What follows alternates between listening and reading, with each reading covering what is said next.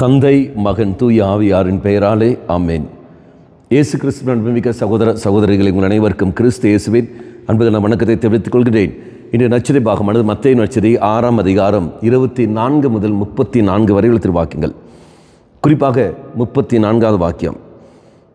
ஆகையால் நாளைக்காக கவலைப்படாதீர்கள், ஏனெனில் நாளை கவலையை போக்க நாளை வழி பிறக்கும். அந்தந்த நாளுக்கு அன்றன்றுள்ள தொல்லையே போதும். கவலைப்படாமல், நாளை குறித்துள்ள கவலைப்படாமல் நாம் சந்தோஷமாக வாழ வேண்டும் தான் தெய்வம் விரும்புகின்றார். அப்படி என்றால் நம்மை குறித்துள்ள கவலை தெய்வம் வைத்திருக்கின்றார். நமக்கு எல்லோருக்கும் தெரியும் இல்லையா? 1 பேதுரு 5ஆம் அதிகாரம் 6-7 திருவாக்கியங்கள்.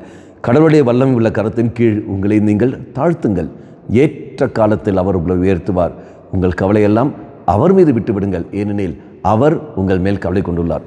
எவ்வாறு ஒரு குழந்தை மீது தாயானவள் கவலை கொண்டிருக்கிறாளோ அதே போல்தான் உண்மையிலும் என்மேலும் தெய்வம் கவலை கொண்டிருக்கின்றார். அந்த குழந்தைக்கு எந்த ஒரு பயமும் இல்லை. அது பாட்டு அப்படியே விளையாடி கொண்டிருக்கும், அது பாட்டு தான் செய்ய வேண்டிய செய்து கொண்டே இருக்கும். அது குறித்துள்ள கவலை அத்தனையும் பெற்றோர்களுக்கு வெடுத்தது போலவே நம்மை குறித்துள்ள கவலை தெய்வம் வைத்திருக்கிறார். பிறகு நீ நானும் ஏன் கவலைப்பட வேண்டும்?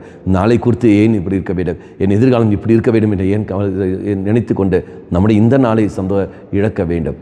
ஆக இறை சன்னதியில் அந்த நாளை இறைவன் ஒப்பு கொடுப்போம். நம்முடைய வாழ்க்கை முழு ஒப்பு கொடுத்து கொண்டு செய்ய வேண்டிய நன்மைகளை செய்ய வேண்டியது நாம் செய்து கொண்டே இருப்போம். தெய்வம் நீதி பார்த்து கொள்வார். கண்களை மூடிக்கொள்வோம். நல்லவனாய் தெய்வமே, நீர் எனக்கு சந்திருக்கிற அந்த நன்மைகளை தொடர்ந்து செய்யக்கூடிய சக்தி தந்திரலும், உண்மையில் நம்பிக்கை வைத்து செயல்பட கிருபை தந்திரலும். என்னை குறித்துள்ள கவலை நீ வைத்திருக்கிறீர் என்று நான் அறிகின்றேன்.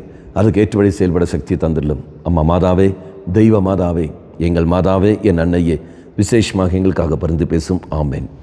தந்தை மகன் தூய ஆவியாரின் பெயராலே ஆமேன்.